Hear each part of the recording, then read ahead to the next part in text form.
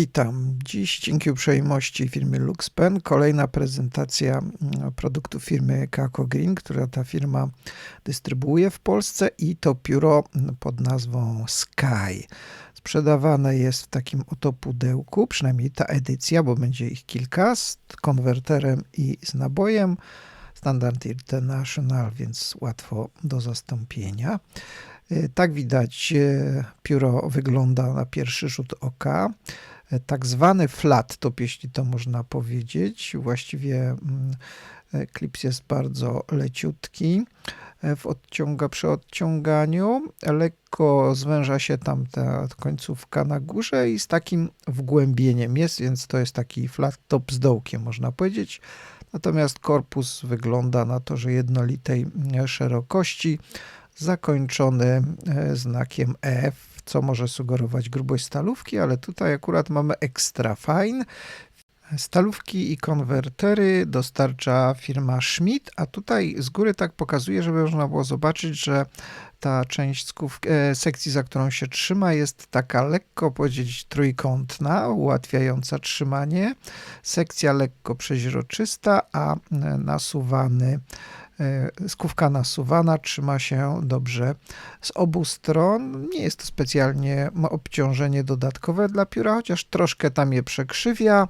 W środku same części plastikowe, można i spróbować zakraplaczowe pióro z tego zrobić.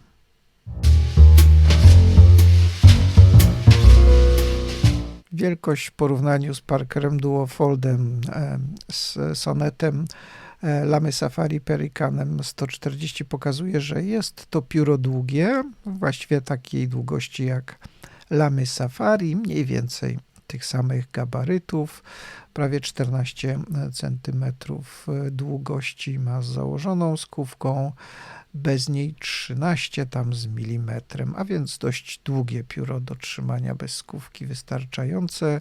Średnica korpusu 12 mm, a waga 15 gramów. I teraz drugi, ten sam model, ale troszkę, jakby powiedzieć, wyżej. Jest to Sky 2, wykonany z lakierowanego poliwęglanu i widać, że ten model jest troszkę cięższy. A oto trzecia edycja, najdroższa, Sky Metal. Tutaj jeszcze do dystrybutora nie dotarły osobno wysyłane atramenty. Tak więc ten model też waży 22 gramy, troszkę cięższy. I teraz porównajmy to sobie wzrokowo, wszystkie te trzy odmiany.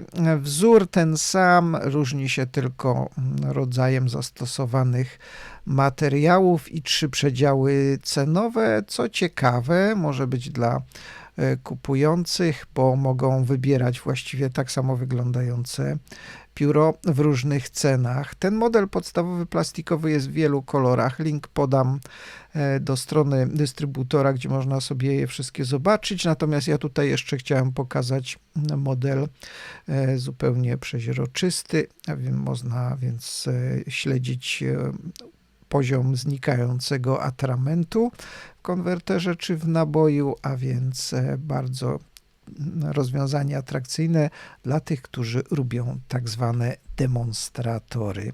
I wszędzie stalówki Schmidta.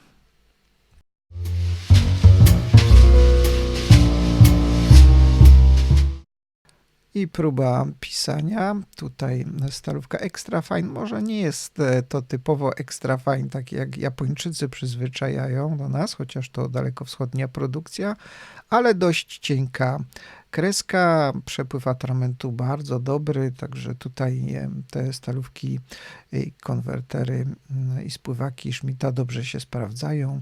Nie ma problemu, zupełnie dobrze mi się tymi piórzami pisze. Tak jak już wstępnie powiedziałem, ciekawa seria, troszkę nawiązująca do klasycznych wzorów, z różnych materiałów, wykonana w różnych przedziałach cenowych, dobre właściwości pisania, więc każdy znajdzie dla siebie coś dobrego.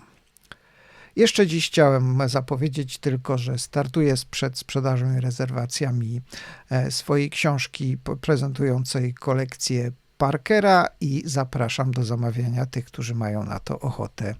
Dziękuję i do usłyszenia.